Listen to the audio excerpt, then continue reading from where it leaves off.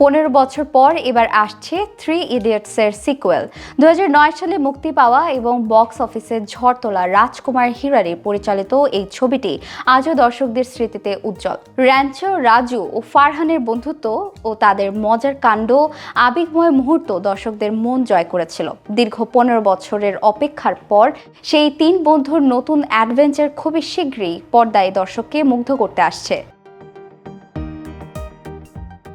ভারতীয় গণমাধ্যমের প্রতিবেদন অনুযায়ী পরিচালক রাজকুমার হিরানি সিকুয়েলের চূড়ান্ত প্রস্তুতি সম্পন্ন করেছেন। কাস্টিং এর জন্য কোনো পরিবর্তন আনা হয়নি।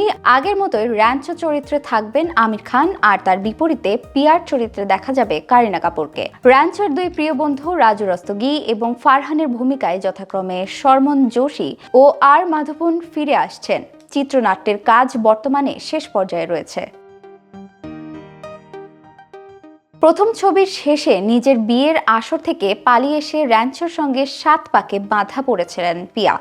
সিকুয়েলের গল্প ঠিক কোথা থেকে শুরু হবে তা নিয়ে দর্শকদের মধ্যে কৌতূহল তুঙ্গে। তবে নিশ্চিত নতুন অ্যাডভেঞ্চার, বন্ধুত্বের টান টান মুহূর্ত এবং রাজকুমার হিরানির স্বতন্ত্র কৌতুক রস থাকবে পুরো ছবিতে। 3 ইডিয়টস 2-কে আলোর মুখ দেখানোর জন্য পরিচালক ইতিমধ্যেই আমির খানের সঙ্গে দাদা সাহেব ফালুকের বায়োপিকের কাজ স্থগিত রেখেছেন। জানা গেছে সিকুয়েলের পরিকল্পনা অনেক আগেই হয়েছিল, তবে সঠিক সময়ের জন্য অপেক্ষা করতে হয়েছিল। অবশেষে সেই সময় এসেছে। 2026 সালে পর্দায় ফিরে আসছে আমির, কারিনা, শবনম মাধবন সহ পুরো দল। এই সিকুয়েলে কেবল বন্ধুত্বের গল্প নয়, দর্শকদের জন্য হাসি, আবেগ এবং নতুন অ্যাডভেঞ্চারের এক দারুণ যাত্রা হতে চলেছে।